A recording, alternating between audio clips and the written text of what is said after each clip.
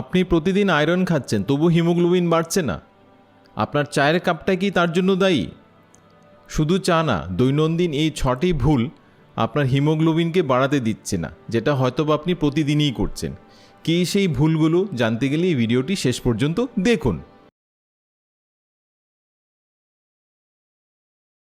একজন কার্ডিওলজিস্ট হিসেবে আমার কাছে প্রতিদিনই পেশেন্ট আসেন যাদের অনেকেরই রক্তাল্পতা আছে। ইনফ্যাক্ট রক্তাল্পতা বা অ্যানিমিয়া এটা খুব কমন নিউট্রিশনাল ডেফিসিয়েন্সি। সমগ্র বিশ্বে 30% লোকের রক্তাল্পতায় ভুগছেন। ইনফ্যাক্ট আমাদের ভারতবর্ষ বা বাংলাদেশে সেই সংখ্যাটা আরও বেশি। ইনফ্যাক্ট প্রতি 2 জনের মধ্যে একজনের রক্তাল্পতা আছে, স্পেশালি ফিমেলসদের মধ্যে। আর শিশুদের মধ্যেও সেই সমস্যাটা প্রচুর পরিমাণে প্রকটভাবে আছে। তো রক্তাল্পতা বলতে আমরা কী বুঝি? WHO এর ডেফিনেশন অনুযায়ী রক্তাল্পতা হচ্ছে যখনই হিমোগ্লোবিন 13-এর নিচে থাকে মেলসদের ক্ষেত্রে বা 12-এর নিচে থাকে ফিমেলসদের ক্ষেত্রে। তো বেশিরভাগ ক্ষেত্রে রক্তাল্পতা কিসের জন্য হয়?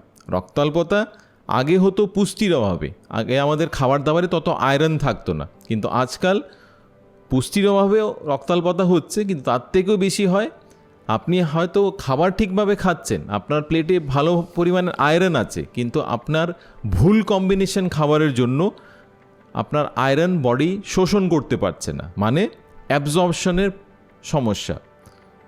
দৈনিক একজন অ্যাডাল্টসের 20 to 30 মিলিগ্রাম আয়রন থাকা দরকার, যেটা আমাদের খাবার থেকে নিতে হয়।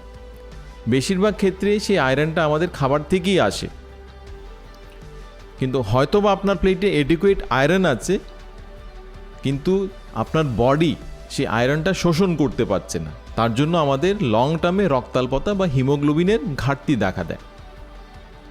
আর এই রক্তাল্পতা বা হিমোগ্লোবিনের ঘাটতি দেখা দিলে বিভিন্ন সমস্যা হতে পারে, যেমন কারো মাথা ঘুরতে পারে, অস্বাভাবিক ক্লান্তি লাগতে পারে, দুর্বল লাগতে পারে, বুক ধড়ফড় করতে পারে, শ্বাসের সমস্যাও হতে পারে, বা মনোযোগের অভাব হতে পারে, বা রেস্টলেস লেগ বা পায়ে একটু ব্যথা হতে পারে, হাত পা ঝিনঝিন করতে পারে।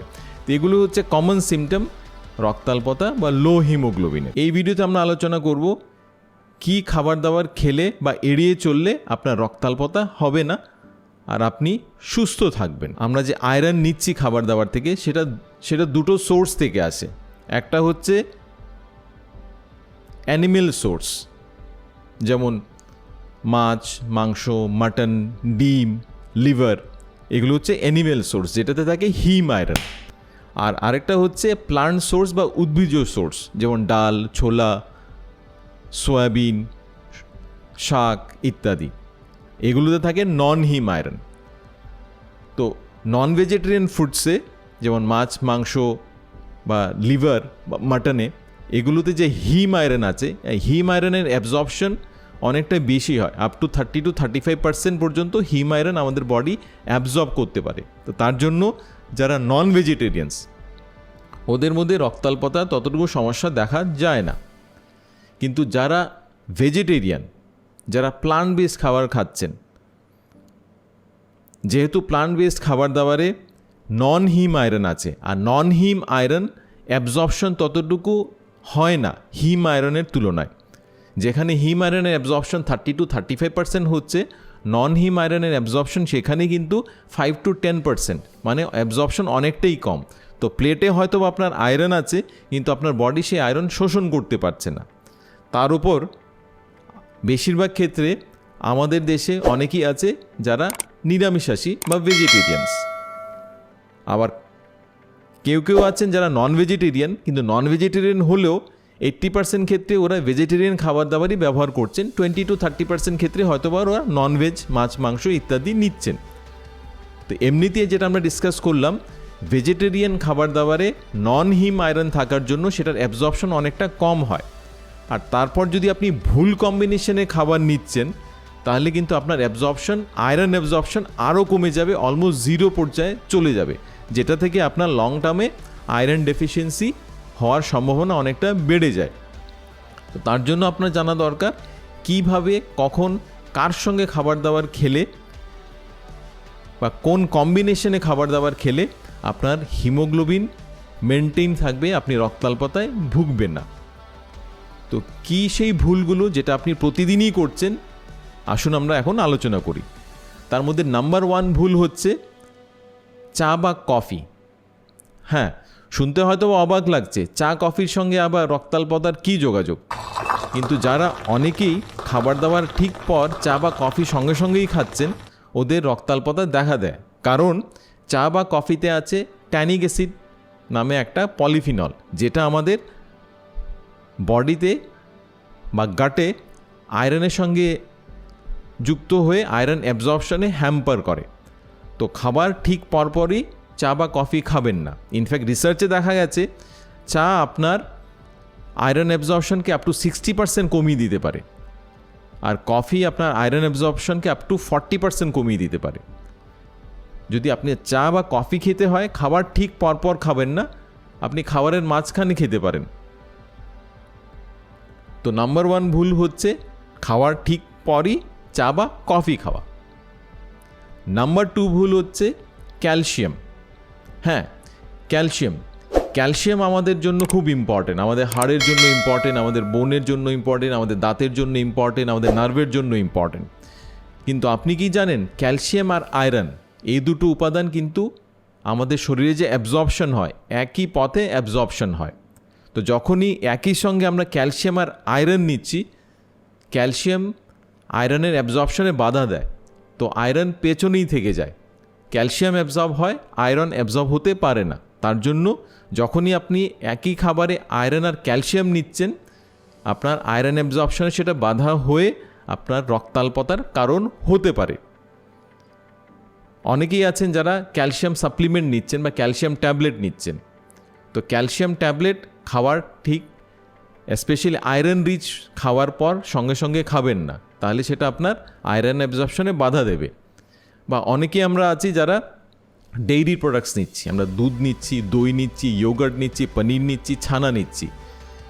এগুলো যদি আপনি আপনার ডাল বা অন্যান্য প্রোটিন সোর্সের সঙ্গে যদি খাচ্ছেন, আয়রন সোর্সের সঙ্গে যদি খাচ্ছেন, তাহলে সেটা আয়রনকে অ্যাবজর্পশনে বাধা দেবে।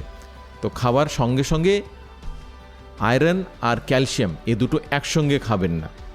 আমার মনে পড়ছে ছোটোবেলায় আমাদের বাড়িতে প্রতি সানডেতে চিকেন হতো। তো আমাদের সকাল বা বিকেলে মা 1 গ্লাস দুধ দিতেন, কিন্তু যেদিনই চিকেন হতো সেদিন দুধ খাওয়াটা বারণ ছিল। তখন আমি বুঝতে পারিনি যে এটার কারণ কী ছিল। এখন আমি বুঝতে পারলাম যে দুধে যে আছে ক্যালসিয়াম, সেই ক্যালসিয়াম চিকেন, মাটন বা অন্যান্য যে আয়রন, সেই আয়রন অ্যাবজর্পশনে বাধা দেয়। তো তার জন্য ক্যালসিয়াম আর আয়রন দুটোকে একসঙ্গে খাবেন না। 3 নম্বর ভুল হচ্ছে খাবার দাবারে ফাইটেড, যে খাবার দাবারে ফাইটেড থাকে সেই খাবার দাবার আমাদের আয়রন অ্যাবজর্পশনকে হ্যাম্পার করে। কি কি খাবার দাবারে ফাইটেড আছে? ইনফ্যাক্ট বেশিরভাগ প্লান্ট বেস সোর্সে ফাইটেড আছে। আপনি যে ডাল খাচ্ছেন, যে মুসুর ডাল খাচ্ছেন, যা ছোলা খাচ্ছেন বা রাজমা খাচ্ছেন বা সোয়াবিন খাচ্ছেন বা বিভিন্ন শাকসবজি খাচ্ছেন, ইনফ্যাক্ট আপনি যে আটা খাচ্ছেন বা ভাত বা মিলেট খাচ্ছেন, সে সবগুলোতে কিন্তু ফাইটেড আছে। আর এই ফাইটেড আমাদের গাটে গিয়ে, আমাদের পেটে গিয়ে আয়রন অ্যাবজর্পশনে হ্যাম্পার করে। যতটুকু আমরা আয়রন নিচ্ছি খাবার দাবারে, আমাদের আয়রন অ্যাবজর্পশন হয় না, আয়রন শরীর থেকে বেরিয়ে যায়। তার জন্য লং টার্মে সেটা আয়রন অ্যাবজর্পশন করতে পারে। তো তার মানে কি এটা যে আপনি ডাল খাবেন না, ছোলা খাবেন না, রাজমা খাবেন না, সোয়াবিন খাবেন না, বা আটা বা অন্যান্য জিনিস ডাল খাবেন না? না, আনসার সেটা না। আনসার হচ্ছে আপনি স্মার্টলি খাবেন। কিভাবে খাবেন? ফাইটেড আপনাকে কমাতে হবে এই খাবার দাবারে। তো ফাইটেড কমানোর একটা ইজি রাস্তা হচ্ছে আপনি যাই খাচ্ছেন, যেমন ডাল, ছোলা, রাজমা, সোয়াবিন বা বিভিন্ন শাক, এগুলো আপনি জলে ভিজিয়ে রাখুন। স্পেশালি এই যে খাদ্যশস্য, এগুলো জলে ভিজিয়ে রাখুন। জলে ভেজানোর পর কয়েক ঘন্টা জলে ভিজিয়ে রাখুন, তারপর জলটা ফেলে দিয়ে তারপর এটা আপনি রান্না করুন। তো জলে ভেজালে ফাইটেটের পরিমাণ অনেকটা কমে যায়, যেটা থেকে আপনার আয়রন অ্যাবজর্পশন বাড়তে পারে। আর আরও ভালো হবে যদি আপনি সেটা অঙ্কুরিত করতে পারেন। যেমন আপনি ছোলা খাচ্ছেন বা ডাল খাচ্ছেন, সেগুলো জলে ভিজিয়ে তারপর খান। বা বেটার অপশান হবে সেটা যদি আপনি অঙ্কুরিত করতে পারেন। অঙ্কুরিত করলে এই ফাইটেটের পরিমাণ আরও কমে যায়। ইনফ্যাক্ট যদি আপনি মিলেটও ব্যবহার করছেন বা অন্যান্য খাদ্যশস্য ব্যবহার করছেন, সেটাও আপনি জলে ভিজিয়ে জলটা ফেলে কয়েক ঘন্টা জলে ভেজানোর পর জলটা ফেলে তারপর সেটা আপনি ব্যবহার করলে ফাইটেটের পরিমাণ অনেকটাই কমে যাবে। আর ইনফ্যাক্ট আমরা যে আটা খাই সেই আটাতেও কিন্তু আছে প্রচুর পরিমাণে ফাইটেট। তো আটা কীভাবে আপনি ব্যবহার করতে পারেন? আটা আপনি ব্যবহার করতে পারেন ওয়ান্স এগেইন, আপনি সামান্য গরম জলে আটাটা মেখে নিন, একটু ডাও তৈরি করুন, সেটা আপনি ফ্রিজে রেখে দিন কয়েক ঘন্টা বা ওভারনাইট আপনি রাখতে পারেন। ওভারনাইট রাখার পর তারপর দিন সকালে আপনি আধ ঘন্টার মতো সেটা বাইরে রাখুন, তারপর সেটা দিয়ে রুটি তৈরি করুন। সেটা করলে আপনার ফাইটেটের পরিমাণ অনেকটা কমে যাবে। আবার যদি আপনি আটা মাখার সময় 1 চামচ বা 2 চামচ দই দিতে পারেন, দই দিয়ে আটাটা মাখুন, একটু গরম জল দিয়ে মাখুন, তারপর সেটা ফ্রিজে রেখে দিন। কয়েক ঘন্টা রাখার পর যখন আপনি আটা দিয়ে রুটি করছেন, সেটা করলেও কিন্তু আপনার ফাইটেটের পরিমাণ আরও কমবে, কারণ এই দই দেওয়ার জন্য সেটা ফার্মেন্টেশন হয়, আর ফার্মেন্টেশনের জন্য ফাইটেটের পরিমাণ অনেকটাই কমে যায়।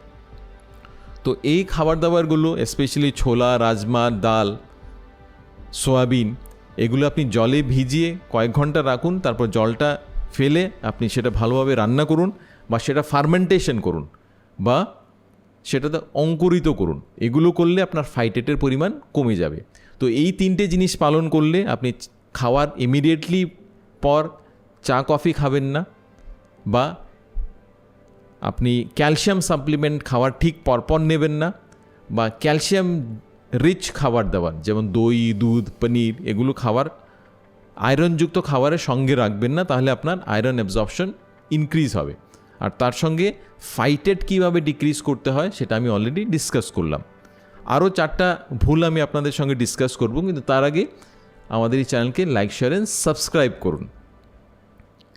4 নম্বর ভুল যেটা আমরা অনেকেই করি সেটা হচ্ছে লং টার্ম গ্যাসের ওষুধ খাওয়া।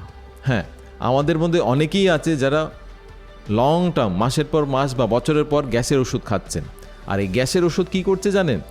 গ্যাসের ওষুধ আমাদের পাকস্থলীর যে হাইড্রোক্লোরিক অ্যাসিড সেটা কমিয়ে দেয়, আর সেই হাইড্রোক্লোরিক অ্যাসিড কমানোর জন্য আমাদের আয়রন অ্যাবজর্পশন হয় না, কারণ পাকস্থলীর হাইড্রোক্লোরিক অ্যাসিড খুব ইম্পর্ট্যান্ট আমাদের আয়রন অ্যাবজর্পশনের জন্য। আর যখনই আমাদের এই পাকস্থলীর হাইড্রোক্লোরিক অ্যাসিড কমিয়ে দিচ্ছি লং টার্ম গ্যাসের ওষুধ ব্যবহার করে, আমাদের আয়রন অ্যাবজর্পশন হয় না, সেটা থেকে রক্তাল্পতা হয়। তো তার জন্য আপনি অভ্যেসের জন্য গ্যাসের ওষুধ খাবেন না, আপনি ডাক্তারের পরামর্শহীন নিন। যদি দরকার হয় শর্ট টার্মে আপনি নিন, কিন্তু লং টার্মে গ্যাসের ওষুধ নিলে কিন্তু রক্তাল্পতা আপনার হতে পারে। আর 5 নম্বর ভুল যেটা হচ্ছে সেটা আপনার খাবার দাবারে ভিটামিন সি কম রাখা। ভিটামিন সি আমাদের যে উদ্ভিজ যে খাবার দাবারে যে আয়রন আছে সেই আয়রন অ্যাবজর্পশনে সাহায্য করছে, কিন্তু খাবার দাবারে যদি ভিটামিন সি কম থাকে তাহলে সেই আয়রন অ্যাবজর্ব হয় না, আর এই আয়রন অ্যাবজর্ব না হওয়ার জন্য আমাদের রক্তাল্পতা দেখা দিতে পারে। তো খাবারের সময় যা আপনি একটু লেবু চিপে খান, সেটা আপনার স্বাদও বাড়াবে, আর স্বাদের সঙ্গে সঙ্গে আপনার আয়রন অ্যাবজর্পশনও সাহায্য করবে। শুধু লেবু না, আপনি টমেটো ব্যবহার করতে পারেন, আপনি ক্যাপসিকাম ব্যবহার করতে পারেন, আপনি কমলা লেবু, যে কোনো সিট্রাস ফ্রুটস, আমলা, এগুলো ব্যবহার করলে আপনার আয়রন অ্যাবজর্পশন অনেকটাই ইনক্রিজ হবে। আর 6 নম্বর কারণ যেটা আপনার আয়রন অ্যাবজর্পশনে বাধা হতে পারে বা এটা ইনক্রিজ করতে পারে, সেটা হচ্ছে এগ বা ডিম। আমরা অলরেডি ডিসকাস করলাম নন ভেজিটেরিয়ান খাবার দাবার, যেমন মাছ, মাংস, মাটন বা লিভার, এগুলোতে আছে হিম আয়রন, যেটা আমাদের আয়রন অ্যাবজর্পশনে খুব ভালো, যেটা থেকে আমাদের রক্তাল্পতা হয় না। কিন্তু এগ বা ডিমে আছে ফসফোবাইটিন নামে একটা প্রোটিন, আর এই প্রোটিন স্পেশালি ডিমের কুসুমে বেশি পরিমাণে আছে, ইভেন সাদা অংশতেও আছে। আর এই ফসফোবাইটিন প্রোটিন আমাদের আয়রন অ্যাবজর্পশনে বাধা দেয়। তো তার মানে কি আপনি ডিম খাবেন না? না, আপনি যদি ডিম খাচ্ছেন, ডিম আপনি নিন, কারণ ডিমে আছে ভালো পরিমাণে প্রোটিন, ডিমে আছে ওমেগা 3, ডিমে আছে ভিটামিন ডি, ডিমে আছে কোলিন, বিভিন্ন অ্যান্টিঅক্সিডেন্ট। তো ডিম আপনার স্বাস্থ্যের জন্য ভালো, কিন্তু আপনার যদি রক্তাল্পতা থাকে, আয়রন ডেফিসিয়েন্সি যদি থাকে, তাহলে ডিম আপনার আয়রন রিচ খাবার দাবারের সঙ্গে নেবেন না। হয়তোবা আয়রন রিচ খাবার দাবারের যে আয়রন, সেই আয়রনের অ্যাবজর্পশনের ডিম আপনার বাধা দিতে পারে। আর 6 নম্বর কারণ যেটা আপনার আয়রন অ্যাবজর্পশন বাড়াতে পারে, সেটা হচ্ছে মাঝে মধ্যে আপনি লোহার কড়াইতে রান্না করতে পারেন। কারণ লোহার কড়াইতে রান্না করলে, স্পেশালি টক জাতীয় জিনিস রান্না করলে, যেমন টমেটো বা অন্যান্য টক জাতীয়, আমলকি বা তেঁতুল জাতীয় জিনিস রান্না করলে, সেই আয়রন লিচ হতে সাহায্য করছে লোহার কড়াই থেকে, যেটা আপনার আয়রন অ্যাবজর্পশন সামান্য একটু বাড়াতে পারে। কিন্তু তার মানে এটা না যে আপনি ডেইলি লোহার কড়াইতে রান্না করছেন, মাঝে মধ্যে আপনি সেটা করতে পারেন। আর একই আয়রন সোর্সের ওপর আপনি রিলাই না করে আপনার বিভিন্ন খাবার দাবার বাড়ান, খাবার দাবারের বৈচিত্র্য বাড়ান। আপনি ভেজিটেরিয়ান খাবার নিলে ভেজিটেরিয়ান খাবার খান, তার সঙ্গে একটু ভিটামিন সি অ্যাড করতে পারেন, যেমন আপনি লেবু অ্যাড করতে পারেন, বা আপনি আমলকি অ্যাড করতে পারেন, একটু তেঁতুল অ্যাড করতে পারেন, আপনি টমেটো অ্যাড করতে পারেন, যেটাতে আপনার ভিটামিন সি থেকে আপনার আয়রন অ্যাবজর্পশনে সাহায্য করবে। আর তার সঙ্গে আপনি যদি নন ভেজিটেরিয়ান হন, তাহলে আপনি খাবার দাবারে ছোটো মাছ, মাংস, চিকেন, মাটন বা লিভার এগুলো অ্যাড করতে পারেন, যেটাতে আছে হিম আয়রন, আর যেটা আমাদের আয়রন অ্যাবজর্পশনে অনেকটাই সাহায্য করছে। তো এই ভুলগুলি আপনি এড়ালে আপনার খাবার দাবারে থেকে আপনি আয়রন ম্যাক্সিমাম পরিমাণে অ্যাবজর্পশন করতে পারবেন। কিন্তু তার মানে কি এই যে এগুলো করলেই আপনার আয়রন ডেফিসিয়েন্সি কমে যাবে? না, সেটাও না। কারণ যদি আপনার ক্রনিক্যালি আয়রন ডেফিসিয়েন্সি থাকে, যদি ক্রনিক্যালি রক্তাল্পতা থাকে, তাহলে কিন্তু আপনার ডাক্তারের পরামর্শ নিতে হবে। কারণ আয়রন ডেফিসিয়েন্সি থেকে আপনার রক্তাল্পতা হতে পারে, তেমনি অন্যান্য কারণেই আপনার হিমোগ্লোবিন কমতে পারে। আপনার ভিটামিন B12 ডেফিসিয়েন্সিতে রক্ত কমতে পারে, ফলিক অ্যাসিড ডেফিসিয়েন্সিতে সেটা রক্ত কমতে পারে, বা আপনার যদি কিডনির কোনো সমস্যা থাকে সেটা থেকেও হিমোগ্লোবিন ডিক্রিজ হতে পারে, বা কোনো ইনফ্লেমেশন, কোনো ইনফেকশন থাকলে সেটা থেকেও হিমোগ্লোবিন ডিক্রিজ হতে পারে। আপনার পেটের যদি লং টার্মে কোনো সমস্যা থাকে, যেমন ইনফ্লেমেটরি বাউল ডিজিজ, সেটা থেকেও আপনার হিমোগ্লোবিন কমতে পারে। আপনার বোন ম্যারো সমস্যা থাকলেও হিমোগ্লোবিন কমতে পারে। তো আপনার যদি লং টার্মে হিমোগ্লোবিনের ঘাটতি থাকে, আর এই খাদ্যাভ্যাসগুলো চেঞ্জ করার পরও যদি আপনার হিমোগ্লোবিন না বাড়ে, তাহলে নিজে থেকে ট্রিটমেন্ট না করে আপনি ডাক্তারের পরামর্শ নিন, আপনি টেস্ট করান যে কিসের জন্য আপনার হিমোগ্লোবিন বাড়ছে না। অনেক ক্ষেত্রে দেখা গেছে কারো আবার থ্যালাসেমিয়া, মাইনর ডিগ্রি অফ থ্যালাসেমিয়াও থাকে, যেটা থেকেও হিমোগ্লোবিন না বাড়তে পারে। আর থ্যালাসেমিয়াতে যদি আপনি আয়রন আরও বেশি পরিমাণে নিচ্ছেন, তাহলে সেটা আপনার জন্য খারাপ হতে পারে। তো মনে রাখবেন, নিজে থেকে ট্রিটমেন্ট করবেন না, ডাক্তারবাবুর সঙ্গে পরামর্শ করুন আর দেখুন কিসের জন্য আপনার হিমোগ্লোবিন বাড়ছে না। কারণ অনেক ক্ষেত্রে আমরা বাড়িতে নিজে থেকে ট্রিটমেন্ট করি, আমরা হোম রেমেডিজ নেই। অনেকেই আমাদের বলে যে আমি বিটরুট জুস নিচ্ছি, বা আমি খেজুর নিচ্ছি, শুনেছি খেজুর, গুড়, কিশমিশ এগুলোতে তো প্রচুর পরিমাণে আয়রন আছে। হ্যাঁ, খেজুর, গুড়, কিশমিশে আয়রন আছে, কিন্তু আপনি কি জানেন 100 গ্রাম খেজুরে শুধু 1 মিলিগ্রাম আয়রন আছে, বা 100 গ্রাম গুড়ে অ্যারাউন্ড 1.5 মিলিগ্রাম আয়রন আছে। আমাদের আয়রন ডেফিসিয়েন্সি যদি প্রতিরোধ করতে হয়, আমাদের মিনিমাম 15 to 20 মিলিগ্রাম আয়রনের দরকার। তার মানে যদি আপনার খেজুর বা গুড় বা কিশমিশ থেকে আপনাকে আয়রন নিতে হয়, তাহলে আপনাকে 1 কিলো বা 2 কিলো ডেইলি খেজুর বা কিশমিশ বা গুড় নিতে হবে, যেটা নিশ্চয়ই আপনার কাম্য নয়। কারণ এত খেজুর বা কিশমিশ বা গুড় নিলে সেটা থেকে আপনার ক্যালোরি বাড়বে, সেটা থেকে সুগারও আপনার অনেক বেড়ে যাবে। তো এগুলোর ওপর আপনি ডিপেন্ডেন্ট হবেন না। বা অনেকেই আছে যে বলছে যে বিটরুট জুস বা পোমেগ্রেনেট বা কুলেখাড়া পাতা, যেটা বাঙালি সমাজে অনেকেই নিচ্ছে, যে কুলেখাড়া পাতা নিলে আমার হিমোগ্লোবিন ইনক্রিজ হবে। হ্যাঁ, কিছু কিছু অ্যানিম্যাল স্টাডিতে দেখা গেছে যে কুলেখাড়া পাতা নিলে আপনার হিমোগ্লোবিনটা কিছু রেইজ হয়, কারণ এটাতে হিমোগ্লোবিন বাড়ানোর কিছু উপাদান আছে, তেমনই কিছু কিছু অ্যান্টিঅক্সিডেন্ট আছে। কিন্তু এটা কিন্তু হিউম্যান গবেষণায় দেখা যায়নি। তো শুধু আপনি কুলেখাড়া পাতার উপর ডিপেন্ডেন্ট হবেন না। আপনার খাবারে বৈচিত্র্য আনুন। যেগুলো আমি বললাম সেই ভুলগুলো আপনি এড়ান। অবশ্যই আপনি সামান্য পরিমাণে 3-4টে পাতা গরম জলে ভিজিয়ে সেই জলটা আপনি পান করতে পারেন, বা আপনি বিটরুটও জুসও নিতে পারেন, সামান্য পরিমাণে আপনি গুড় নিতে পারেন, বা সামান্য পরিমাণে আপনি খেজুরও নিতে পারেন। কিন্তু আপনার খাবার দাবারে বৈচিত্র্য আনুন। আর মনে রাখবেন, আয়রন ডেফিসিয়েন্সি বা রক্তাল্পতা শুধু আয়রন ডেফিসিয়েন্সির জন্য না, অন্য কোনো কারণের জন্য হতে পারে, যেটা কারণ খুঁজে বের করাটা খুব ইম্পর্টেন্ট, ডাক্তারের সঙ্গে পরামর্শ করাটা ইম্পর্টেন্ট।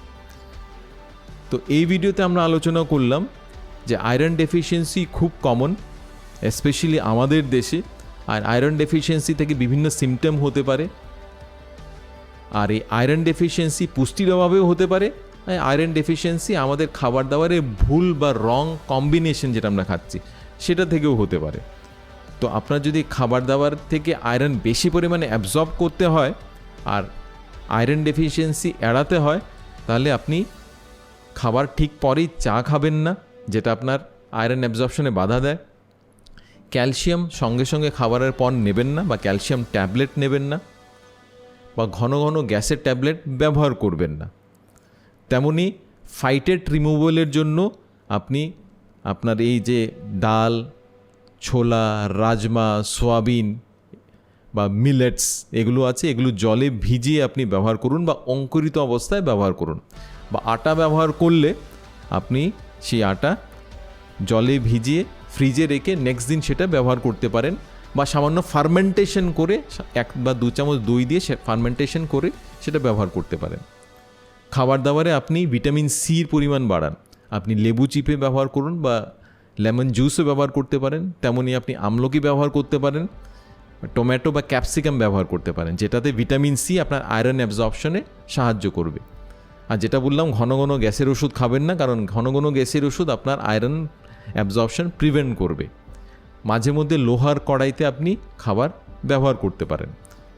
আর নিজে থেকেই ট্রিটমেন্ট না করে আপনি ডাক্তারের পরামর্শ নিন যদি আপনার লং স্ট্যান্ডিং আয়রন ডেফিসিয়েন্সি থাকে, কারণ সেটা অন্য কোনো কারণেও আপনার রক্ত কমতে পারে।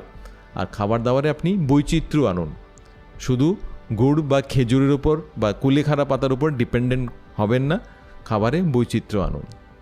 এই ভিডিও যদি আপনার ভালো লেগে থাকে তো ভিডিও আপনি শেয়ার করুন কারোর সঙ্গে যার এখনও হিমোগ্লোবিন বাড়ছে না, ইভেন আয়রন ট্যাবলেট খাওয়ার পরও।